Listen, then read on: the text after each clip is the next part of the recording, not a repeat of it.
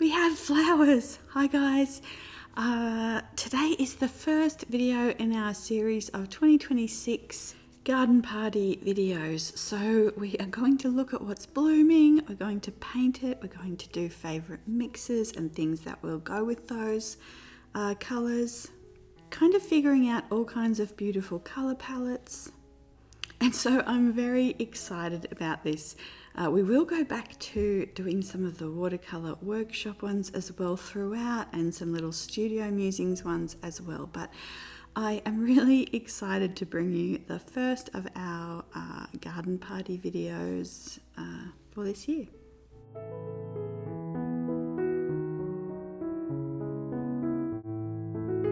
Okay, so for our first flower, we're going to look at this Apricot Whirl variety of the daffodil. So this one, I believe, I can't remember where we got it from, but I will link it below. Maybe Dutch grown. You can see our little garden. We did not put, I intended to put the bulb toner on that you guys told me about. And yeah, it was on my to-do list every week, but you know, like life, you just can't get to everything. So and I think that some of the hybrid, like the tulip ones, are more like perennials. So anyway, suffice to say, we have enough flowers coming. We've got peonies coming this year, which is very exciting. But these absolutely little stunning ones, you could see the little sparkle on their petals there in the sun. They're just this really beautiful, soft apricot kind of colour. Very ornate little things. So you could see that I just put my sketchbook underneath the shadow of one. I kept seeing them from the side like this, with a little bit of those kind of frilly beginning petals just peeking around the corner. So I wanted to kind of capture that as that's how I had been kind of seeing these on the walks. And then we also kind of look at it from the front as well. But you can see this is a very complex flower, and I recommend, I'll link the daffodil video. I did one, I think, last maybe September or October, and it's just kind of for regular daffodils. That will walk you through the steps of kind of how to draw a regular one. And then this is kind of like an advanced version of that, I would say. But anyway, these are so much fun, and you can see here, these are just my beginning sketches.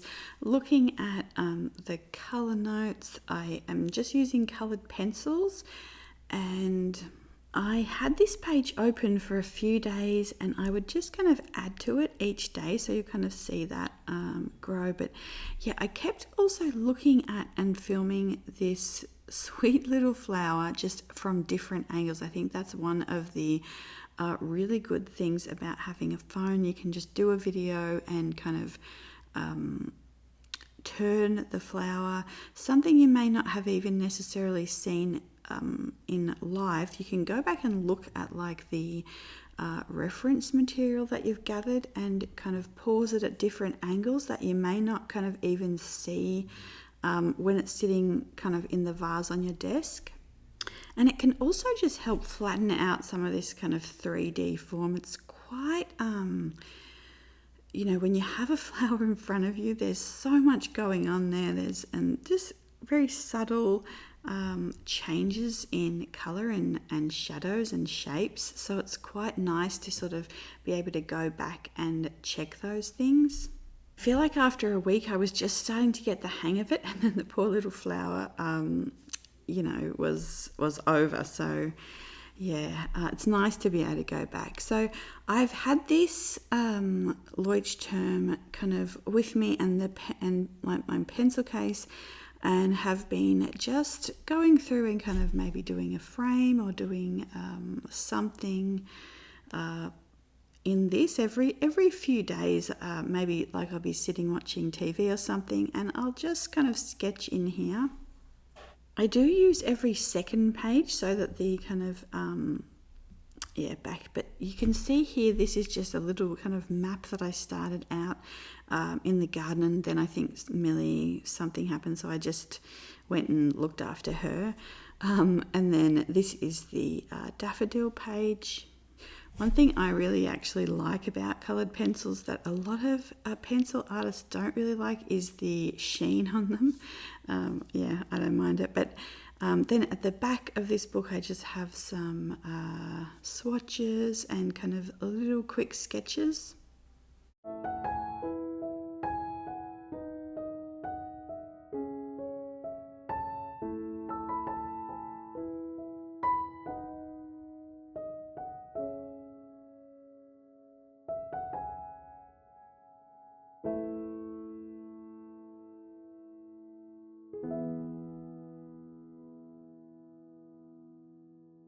Okay, so every morning I tried to get about 20 minutes to sit down and kind of look at and think about the flower. This morning I did this sketch, and kind of you can see like I turned the sketchbook the other way so I could get kind of a landscape, and I enlarged the flower. And you can see that I kind of changed the color palette a little bit. I made the sort of forefront petals softer. I kind of did the veins in the back kind of light, the pale petals. You can kind of see them when you're up close. Yeah. And then this morning I just picked the flower up and kind of positioned it where again I could get a little shadow, and I could outline the shadow in the one at the bottom of the page. When it was there was sort of different light bouncing around, and so it had these kind of really nice colorings, like, or values kind of within the shadow, which was quite nice. And so yeah, I just kept kind of building the page. One morning I came down and just did the stripes and the wording, and then I just kind of outlined everything a little bit stronger and kind of put some shading in the wording. So not a lot. If you have a few minutes, just kind of add to it little bit by bit, and even kind of allowing your brain that day to kind of it's kind of still thinking about what you did. So you know, you might kind of come to a head on something you're not really sure, and then it will still keep kind of churning over what might look nice or what you might want to add.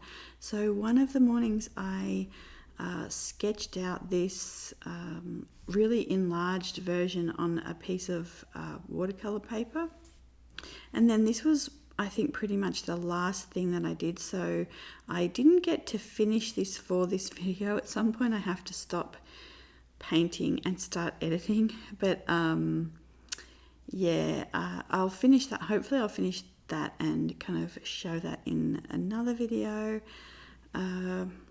But again, so like I might pick up the Leuchtturm and do a little bit of that sketching to kind of warm up, and then I will kind of work a little bit on this. You can see the first day I just put in these pale kind of shades, and then the next day I went back in and kind of started to put in some of the shadows and some of where the yeah, kind of that would be. I also made this little kind of shading map of the flower, and so I want to use that to just show you a little bit how to construct one of these. So you've got the whole thing's kind of a circular shape, but you have these points at the top, at the bottom, and at the kind of sides, and then you've got all these kind of frills and ruffles happening in the center, and then you've got like the little stamen as well. So very quickly, let's just look at how to sort of create that on a page. So I often will just do like the top and then the bottom, and I'm not connecting all these because there might be like frills in between, and then kind of do these top side ones and then do the bottom side ones. And then I'm going to want to put the sort of center in here because that'll anchor all the rest of it. So it's a little arch, and then these sort of straight pieces, and then another little arch and a straight piece, and then the end of that stamen. So then we go in with the ruffles, and again you can stop the video anywhere and, you know, pause it and kind of use that as a reference. But yeah, you're kind of just filling in these frilly ruffles all around here. Some are smaller, some are larger. And then the stem is very straight, but it has these kind of ridges as well where it's not really circular. It's got, yeah, kind of creates more of a shape. And then at this point you can kind of change things. So if these were a bit too pointy and you want them a bit rounder, you can go ahead and, move things around, fix things. So with that shape in mind, I went in with the aqua pasto. I think that's what it's called. We looked at this a few videos ago. It's basically watercolor modeling paste. So I got a palette knife and just kind of got little bits on there. And again, this is like very early days of kind of using this, trying to figure it out. But I just put on all of these petals. So I constructed this kind of the same way we just did the drawing. And then I started to go in and just kind of add in these frills everywhere. And again, this I did maybe one of the mornings. So I just did this part and then I let this dry and we paint this on another morning. But hopefully you can see how it takes a lot of different elements to kind of combine to bring a painting to fruition. Especially like, you're taking this beautiful, delicate subject and, you've got to look at the volume and the light and lots of different things. I mean, just the shape, rendering the shape is so complex. So it's definitely not something where you can kind of just sit down and create this masterpiece. It takes all of these little different elements to sort of bring that all together. So here I'm cleaning off the palette so we can do some favorite mixes, and I always love just putting those beautiful kind of things that are left on the palette into a book and creating some swatches. If you can remember what they might be, you can also put that on the page. But our first mix, and this is one of my all-time favorite mixes, this is just a teensy bit of Pyrrol Orange by Daniel Smith, or just, a nice middle orange with a lot of pearl white. So this is Daniel Smith Pearlescent White. You can see I can also add in a little bit of like French ochre to tone that pinkness down a bit. It gives some more kind of muted quality as well, so you can get a little bit of range and variation even within these like very kind of fragile mixes and colors. And then I'm also showing you here, I really love just also adding so much water. So just a tiny bit of paint with water will also create this really soft peach color. But then if you add white, because the white's more opaque, it gives it sort of a different, a little bit of a different feeling as well than just using the water. So I like to have both those options. For this really pale muted yellow, rather than just using water, I'm mixing it with a little bit of the buff titanium as well, and obviously quite a bit of water to get that very soft tone. You can also add in I'll often use like just a touch of like indigo or like a darker blue will create like just quite a soft with the lemon yellow. This is Winsor & Newton cadmium free lemon yellow, and yeah, it just creates just a really soft, nice, a bit more neutral yellow. And so then I'm just going to take these colors and start kind of putting in these ruffles. I will leave a little bit of space in between them at this stage, you can see, or the other option is to kind of go in and put the shadows in, let that dry, and then put this part over the top. So I just want you to see a little bit of how I've been kind of painting these, and then the top color there that I'm putting in is the orange with the pearl white, getting a little bit of sparkle on those petals, and then just going in with the yellow at full strength to really make that stamen stand out. The other colour I've been really loving for spring, it's very kind of bright, is Viridian mixed with lemon yellow.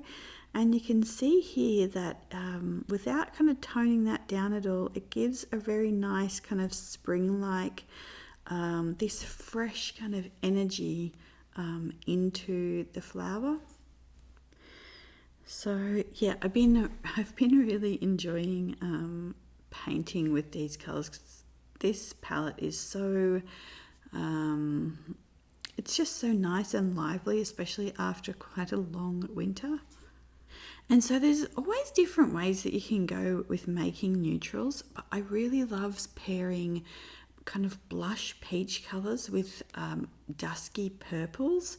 So this is Daniel Smith Purpurite, a little bit of the Daniel Smith Black Tourmaline, a little bit of the lapis lazuli or indigo, and then with the Sedona. And you can see you can get these really lovely kind of all kinds of different ranges of beautiful shadow colours. And so I start putting that in, and I am kind of guesstimating here. I'm not really using a reference at this point or trying to get it, like I'm not really looking for an accurate portrayal. I'm just kind of enjoying the process, looking at the flower, looking at the colours. If you wanted to get like sort of a more accurate description of it, you can use the orange in a bit more full strength. You can use it mixed with the Sedona or the French ochre, like a burnt sienna, or like an ochre as well, to get some of those beautiful transitions. And so then I'm just taking a little bits of those colours. Well, first of all, I'm kind of documenting them there, and always it's very nice to kind of keep a little record of what colours that you've used. You can either write in what you've got, or just put them on the page there somewhere. And then I'm just kind of putting in a little bit of shading around the edges. Again, I'm keeping this whole thing pretty soft. I'm kind of just holding on to that feeling of how nice it was kind of seeing the spring breezes, seeing the kind of the shimmer of it in the sunlight. But I also want to show you from last year kind of the difference. So last year I painted these from the garden, and I painted this little one so more realistically. And so you can see when I put it next to the one we just did how the colours are stronger, and I tried to find a very similar, because this one is smaller than the one we've been looking at, so I tried to find a similar size so you could kind of see that there. But yeah, this is just kind of to show you there are lots of different ways that you can put different colours and things into your paintings. If you want to do more blue tone shadows, you could use those. Try different varieties, different values. So do you want more darker colours? Do you want to soften it out with water or with white? Try sketching it in a lot of different mediums as well, some of your favourite colours or some of your favourite mediums. What I'm showing you here is one of my favourite colour palettes at the minute. So the first one was magenta and ultramarine violet. The second one is those two with white, and then we got the peachy one that we just did, and then the last one is purpurite and black tourmaline. So I've been loving that colour palette, and I will I'll link them all below, or list them. But the other thing I've been really enjoying, did you guys know about this new Daniel Smith colour, King's Blue?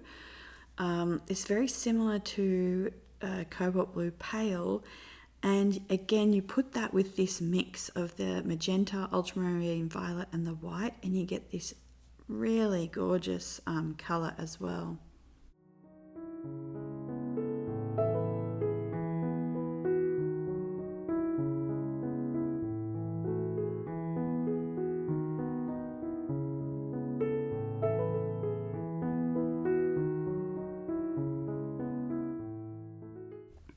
Okay, so we look at this piece in a video coming up, and I used it to make a little short, but one of my kind of favorite colors here kind of started with making this piece, and so or like favorite mixes, and so it's the magenta and the ultramarine violet with the white. And I thought it would look really nice kind of around this kind of white daffodil. So I just sketched these, and these daffodils are growing wild, which is really beautiful as well. Someone must have planted them at some point. But so I have a bit of this mix left on the palette from when I was doing that other little reel. And so I just quickly again sketched these out and painted them. And you can watch the other video that kind of goes into more detail about how to draw these. But yeah, I just kind of painted around with this and really just working on and looking at backgrounds and the types of colorings that will, you know, how it will change the composition and what it will do to the flowers. These are all very much working sketches, and so that's how I think of them rather than finished pieces or kind of putting that sort of too much emphasis on trying to get it right. Is more like looking at what works, looking at what doesn't, looking at what could be improved, what can be used. More of a helpful resource in that way. It's a lot easier to kind of learn something and go forward if you are just looking at moments rather than trying to kind of get this final big picture and create this kind of amazing thing. So yeah, it's all kind of in your mindset, how you set out to look at things. And so again, this was another exploration, and I let this dry for a day, then I painted it, and I mean, again, like I didn't love the outcome, but I did quite enjoy the process. I actually liked the kind of the white one more. But yeah, they're interesting things to kind of look at and to kind of get your brain sparking in a different way. There's a video about maybe Raphael or one of the old masters, and he does this bas relief, and he was really well known for it. And I feel like, yeah, I don't know, it would be interesting to be able to do something like that with watercolor. But again, like, I mean, this is just so experimental and so kind of an idea in its infancy, which is also quite nice because you don't really know what you're doing, and so you can kind of make happy discoveries. So I was filming a little bit of a flip through in this sketchbook to kind of show you one of the paintings we've already seen, but I thought it would be nice to kind of show you through and also talk you through a couple of other things that I've been working on sort of behind the scenes as well. So this is just the cover page. I have a few things clipped in here. Yep, just kind of interesting little bits of colour, little bits of ideas. And then this page here, I painted this parrot tulip. We're going to look at these so the next video will be about magnolias, and then we will look, I think, at these in the Watercolor Workshop. But I had been painting a large one, and I was not happy with kind of how it was going. I was frustrated with the colouring and everything. So when I was on a walk with Millie, I kind of just was, you know, enjoying the kind of atmosphere and everything, and I was thinking, like, what colours would I actually want to paint this flower? And it doesn't have to be something that is kind of realistic or recognisable, but what would I want to paint? And I just really wanted these really soft minty greens.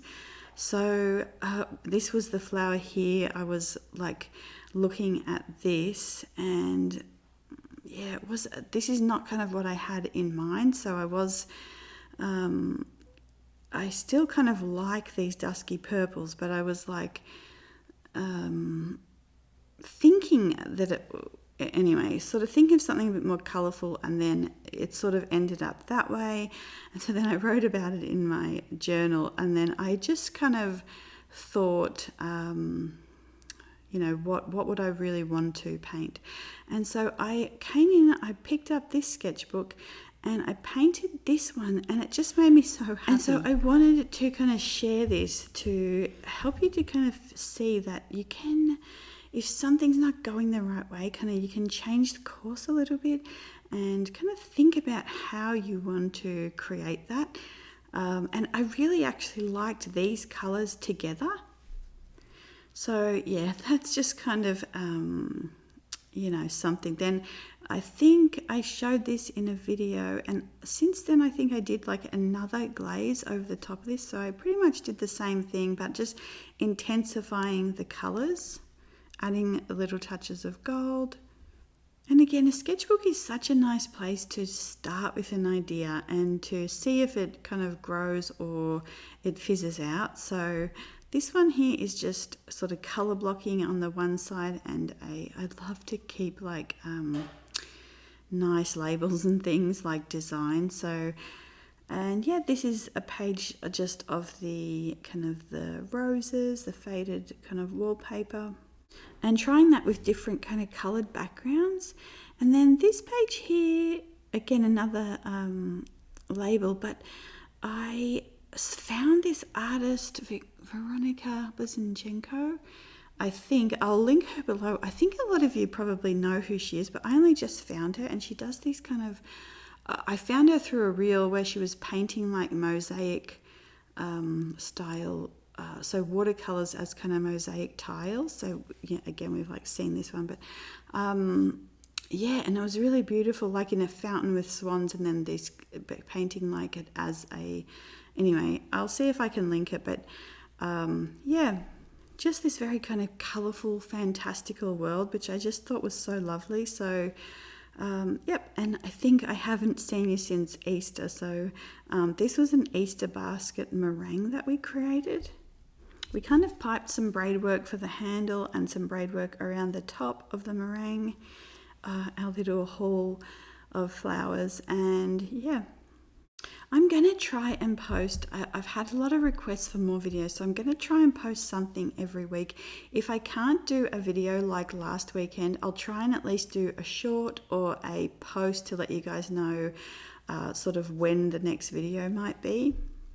Hopefully I have enough footage now of the magnolias, so I will hopefully be posting that next week for you, and then we'll work on some parrot tulips with the Watercolor Workshop and do a video about glazing, which is one of my favorite things for watercolor. And then yeah, we have the shop update coming, probably not next weekend, it's probably going to be the one after that. We're further along than this, but this was footage from last week. And so I will keep you posted on this. I will link the shop and I'll do a video when that comes for you. And yeah, I will see you guys soon. I hope you have a really lovely week. See you in the next video. Bye.